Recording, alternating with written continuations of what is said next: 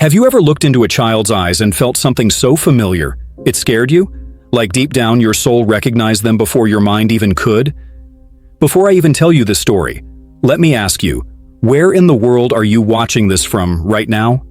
I want to know. Drop your country or city in the comments. And hey, if you love emotional, real-life inspired stories that make your heart ache in the best way, type 1 in the comments. But if you're not into this kind of storytelling, no hard feelings, type 0 so I can make something better for you next time. Now, let me take you back. When I pulled up to my brother's estate in Savannah that Friday afternoon, I wasn't expecting anything out of the ordinary. I just needed a breather from the madness of boardrooms and phone calls. It was supposed to be a quiet weekend. Family, fresh air, nothing more. The sun was doing that golden thing it does in the South, pouring down through the tall oak trees like syrup. You could hear the birds chirping from somewhere off near the garden, and the smell of fresh coffee drifted from the kitchen window. Everything felt safe, familiar, like home, even though it wasn't. My brother, newly remarried, trying to settle into this second chapter of his life, greeted me at the door with a grin and a firm slap on the back.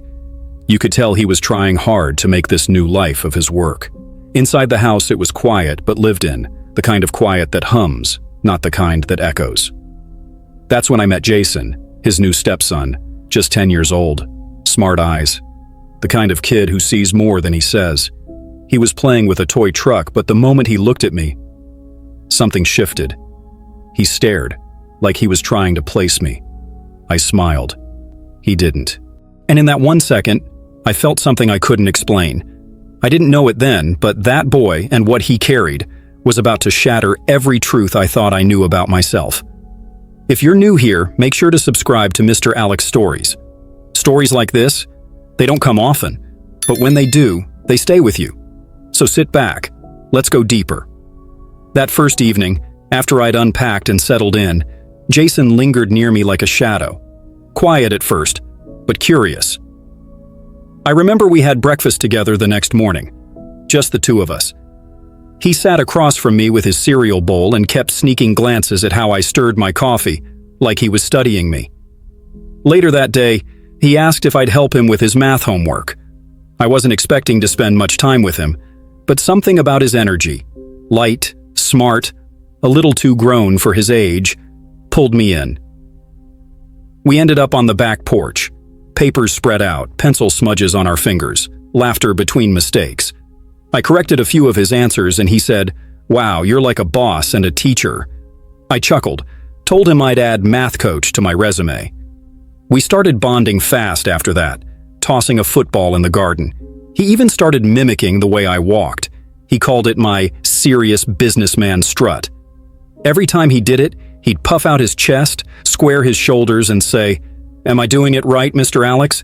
I'd laugh every time, but inside, I was starting to feel something I couldn't name. One evening, the sky was clear and dotted with stars. Jason pulled me outside just after dinner and said, "Let's sit out here for a bit.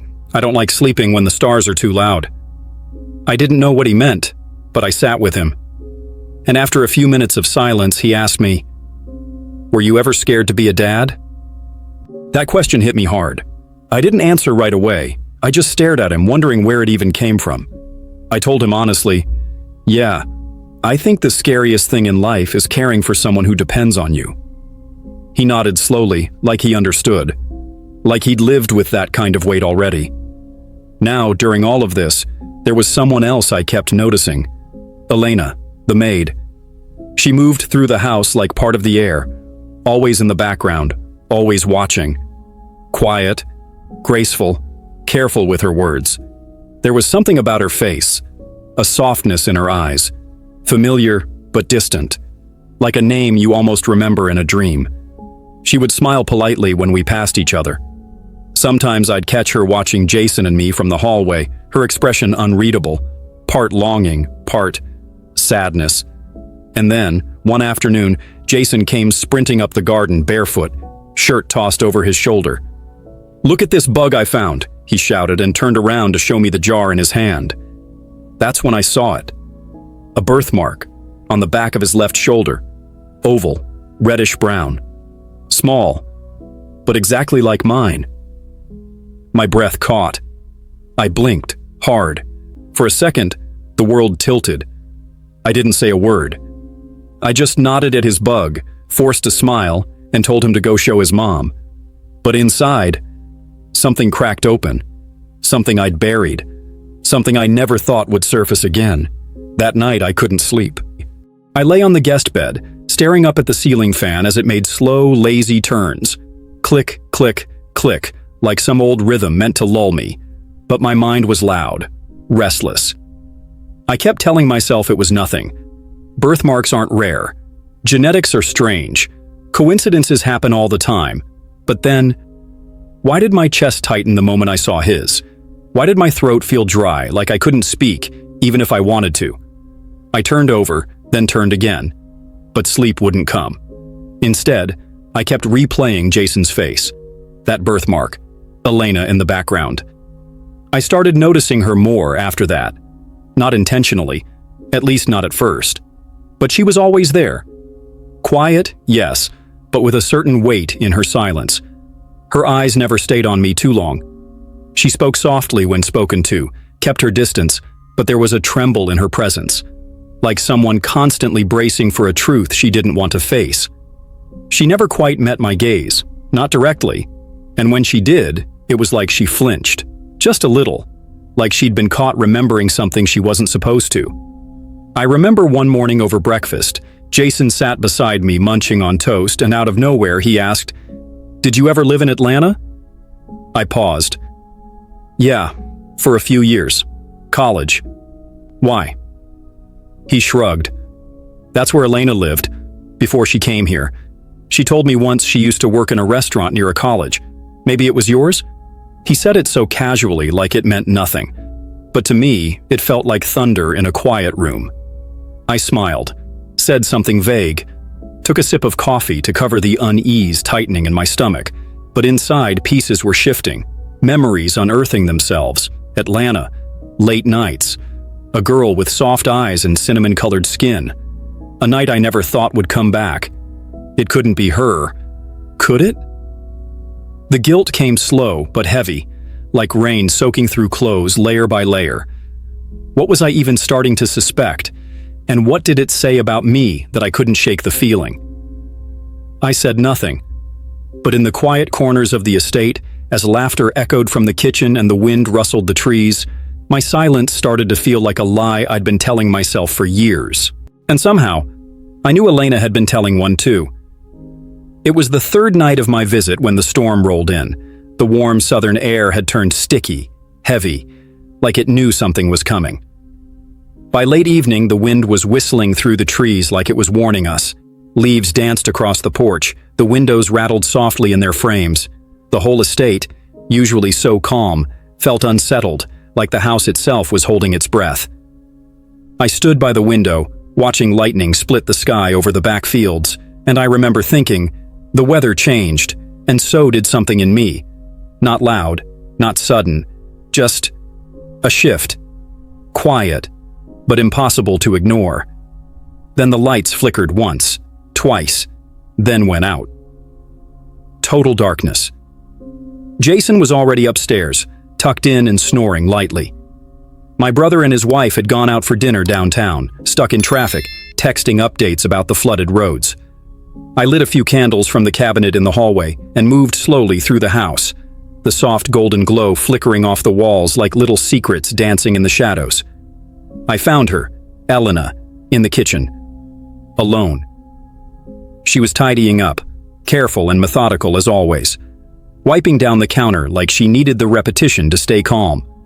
Her face glowed faintly under the candlelight, delicate, thoughtful, and somehow even more familiar than before. I stood in the doorway for a second, just watching. I don't think she noticed me right away, or maybe she did and just didn't know what to say. I stepped in, quiet, and said softly, "Thanks for dinner. It was really good."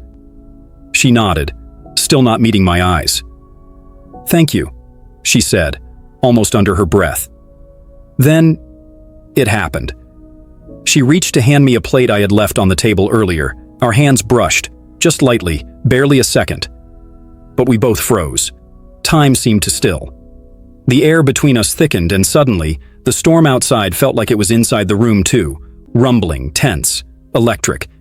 She finally looked up at me, and in her eyes was something unspeakable, something I hadn't seen in years but recognized immediately. Recognition, fear, longing, shame. I swallowed hard, heartbeat loud in my ears. Internal monologue. I knew that look. I'd seen it before, in a different lifetime. Back when everything was reckless, back when I was someone else entirely. We stood there, neither of us speaking. The candlelight flickered against her face, and in that moment, I felt every wall between us tremble, every buried question rise to the surface. My chest felt tight again, just like when I saw the birthmark. She looked away first, clutching the plate too tightly, her knuckles white. "I should get some sleep," she whispered, turning toward the sink, her voice barely holding together. But as she walked away, I didn't move. I just stood there, caught in a silence that said more than either of us ever had. Outside, the thunder roared, and inside me, something else cracked open, something old, something real. And I knew then that this visit wasn't just a visit. It was the return of something I thought I'd left behind, or maybe something I never truly understood. The next morning I was different, not on purpose, not dramatically, but in small ways. Subtle enough for most to overlook, but not Elena, not Jason. I started avoiding things, family meals, long conversations, eye contact. When breakfast was served, I claimed I had early business calls. During lunch, I'd slip outside and pretend to be on the phone, pacing the far end of the yard with nothing but my thoughts and the sound of cicadas for company. And by dinner, I was conveniently napping, door closed, lights off, hoping no one would knock. Elena tried. She always did. She'd pass me in the hall and ask if I needed anything. I'd mumble, "I'm good, thanks," and keep walking, eyes low, heart high in my throat. Her tone was gentle, but her silence after my cold replies, that said it all. Jason, he noticed the most.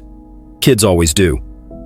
One afternoon, I was out back, sitting alone on the stone steps, pretending to scroll through emails. Jason came up behind me, barefoot again, holding a paper airplane he'd made from my notepad. He didn't throw it. He just sat beside me, quiet for a moment. Then he asked, "You've been quiet lately. Did I do something wrong?" I froze. Right there, with the sun casting golden streaks across the yard, this 10-year-old boy, curious, open, completely undeserving of any of this, was blaming himself for my silence, and I couldn't look at him. Internal monologue. How do you look into a child's eyes when you're no longer sure what you are to him? When the very thought sends your stomach into knots and makes your breath feel borrowed? I shook my head, tried to smile.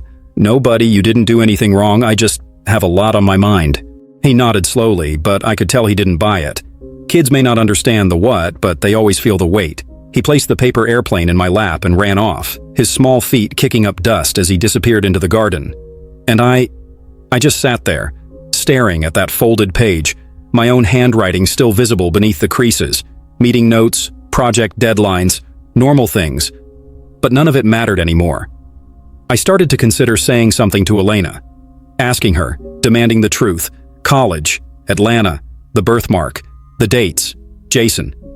But every time I walked past her door, something in me hesitated. What was I even afraid of? The truth? Or what that truth would say about who I had been? Because deep down, I already knew. I could feel it in the way Jason smiled, the way he mimicked my walk, the way Elena looked at me like a ghost had come back to life, and the guilt. It didn't come from the suspicion alone. It came from the fact that some part of me had started to care in a way I wasn't ready to admit, not to Elena, not to Jason, not even to myself. So I stayed quiet, distant, tethered to my own fear. Every laugh in that house felt like it wasn't meant for me anymore, and every moment I stayed, it felt like I was running. That night, something in the air felt heavier. The rain had returned, soft at first, tapping gently against the windows like it didn't want to be heard, and then harder, louder, as if the sky itself couldn't hold its silence any longer. The power was out again. just candles flickering in the corners of the room, throwing long shadows across the walls of the study where I'd been sitting for hours pretending to read. I wasn't reading. My eyes were on the page, but my mind was replaying 1,000 unspoken things. Jason's laugh, Elena's glance, that damn birthmark on his shoulder. Then, a knock. Soft. Hesitant. I already knew it was her. The door creaked open, and Elena stepped in. She didn't say anything at first. She just closed the door gently behind her, her hands wringing the hem of her blouse like she was holding on to the edge of a cliff. I didn't mean to intrude, she said quietly, her voice almost swallowed by the storm outside. But we need to talk about Jason. Just hearing his name from her lips, it hit me like a gust of wind. I sat up straighter, but my mouth wouldn't move. She didn't wait for me to speak. I know you've noticed. The way he moves, the way he looks at you, that mark on his shoulder. She paused. Her eyes were glistening now, catching the candlelight. You and we met 11 years ago, Atlanta. It was a corporate event, one night. You probably wouldn't remember. I remembered. I remembered that night because I had buried it, along with all the others that didn't mean anything. But this one, now it meant everything. I never told you I was pregnant, she continued, her voice cracking now. You were gone before I could. I didn't even know your name at first. And when I started working here years later and saw the photo on your brother's wall, she swallowed hard. I almost quit that same day. I looked at her then, really looked. She wasn't just the quiet maid in the background anymore. She was a woman who had carried a secret, raised a child, and stood in front of me with a kind of courage I could never match. My voice barely came out. Just a whisper, broken, brittle. I think about him more than I should. I paused, trying to breathe through the knot in my throat. I've been thinking about him since the moment I met him. I just didn't know how to face it. I didn't know if I had the right to. She came closer, not touching me. Just standing a few feet away, her eyes locked on mine. We were two people held together by one boy, and years of silence. She sat down across from me, and for a long time we didn't say anything. We didn't need to. We just cried. Not loudly, not theatrically. The kind of cry that comes from deep inside, the place where regret and truth live side by side. No touches, no embrace, no romantic music, just tears, shared, silent, heavy. And in that moment, nothing else existed. Not the storm, not the house, not even the past. Just the truth we had both been avoiding, and the boy asleep upstairs, who had unknowingly brought it all back to life. The next morning, the rain had stopped, but everything still felt soaked in it. The house was quiet, the kind of quiet that doesn't come from rest, but from what's been left unsaid. I stood in the guest room, staring at my half-packed bag, heart pounding like I was doing something wrong. But I wasn't. I was doing what I had to do. I was leaving. 2 days early. I didn't tell anyone, didn't go down for breakfast, didn't wait to hear Jason's laugh echo through the hallway, or see Elena folding towels in the corner like nothing had ever happened. Some truths don't need a confrontation. They need space. I found one of Jason's old notebooks tucked in the side drawer. The corners were bent, drawings all over the back. I tore out a clean page, grabbed the pen I always kept in my coat pocket, and sat on the edge of the bed. It took me a while to find the words, but when they came, they were simple. Jason, you're an incredible boy. You have your mother's strength, and something else in you I can't explain. A fire, a calm, a curiosity. Be proud of who you are. This world can be hard.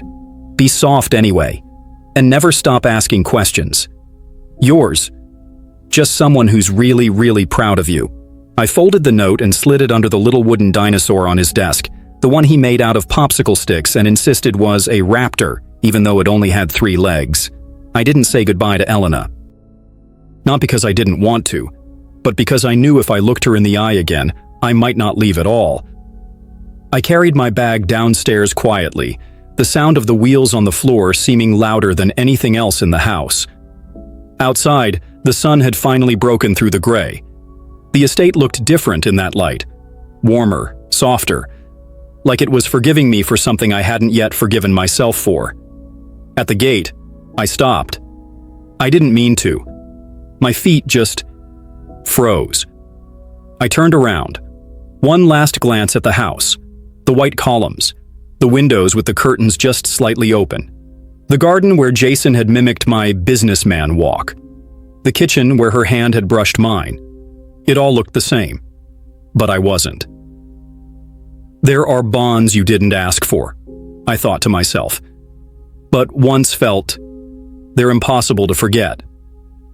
I got in the car, took one last breath of that Savannah air, and I drove away, not running, just choosing peace over questions I wasn't ready to answer. Not yet. Weeks passed, not many, but enough for the routine of city life to blur everything just a little. Meetings, flights, emails, smiles that didn't quite reach my eyes. I thought I'd tucked the memory of that weekend somewhere safe, somewhere out of reach. But healing doesn't follow your calendar. One rainy evening, I was sitting by the window in my apartment, just watching the world blur through raindrops on glass, when my phone lit up. A message. From her. I didn't open it right away. My hands trembled a little. My heart, heavier than it had been in weeks. When I finally tapped it open, it was a photo. Jason. Holding a drawing in both hands, one of those messy, wonderful, crayon-covered creations that only a child could make. It was of a tall man in a suit, standing next to a smaller boy with big, curly hair. At the top, in bright blue crayon, it read, "Me and my friend from the big house." He was smiling. That same sideways grin I'd seen in the mirror when I was his age. That same spark behind the eyes. And behind that smile was 1,000 unspoken things. Beneath the photo, Elena had sent one short message. He asked if you were his father again. I told him he's loved. That's what matters for now. That was it. No explanations, no expectations, no future promises, just acknowledgement. And somehow, that meant more than any DNA test ever could. I smiled, tears rolling down before I even realized they'd come. Because sometimes, in a world full of noise and regret, being seen, being remembered, and being loved, even quietly, can be enough. Some moments aren't meant to be repeated. They're just meant to be remembered. I walked away, but something stayed with me, lingering in the spaces I tried to fill with work and distractions. It wasn't just the image of Jason's drawing or the quiet way Elena spoke those last words to me. It was the weight of what was never said, and the questions that no one ever answered. I don't know if I did the right thing. Leaving was the easy part, but living with what it meant? That's harder. I still wonder if I was wrong to feel what I felt, if it was a mistake to get attached, to let myself hope, even for a second, that maybe, just maybe, I could have been something to him. Something more than just a passing figure in his life. Was it wrong to want to be seen in someone's eyes? To want to be recognized, acknowledged, and loved, even when it's messy, even when it's complicated? Or is that what makes us human? Needing connection, needing recognition, no matter how much we try to fight it. I still don't have the answers. But that's the thing about stories like this. They never wrap up neatly. They linger. They leave you wondering if there was a better choice, a better way. Maybe I'll reach out one day. Maybe not. But for now, the silence is enough. And yet, I wonder if I'd stayed, if I'd been brave enough to see it through. Could I have made a difference? Could we have made a family out of something that started in shadows? But then again, maybe it wasn't meant to be. What do you think? Was it right for me to walk away? Or should I have fought for something that felt too complicated to name? I'd love to hear your thoughts, because sometimes the only way to make sense of these kinds of stories is to share them. Drop a comment below with what you think. And if this story made you feel something, don't forget to subscribe for more real, raw stories like this one. Only here on Mr. Alex Stories.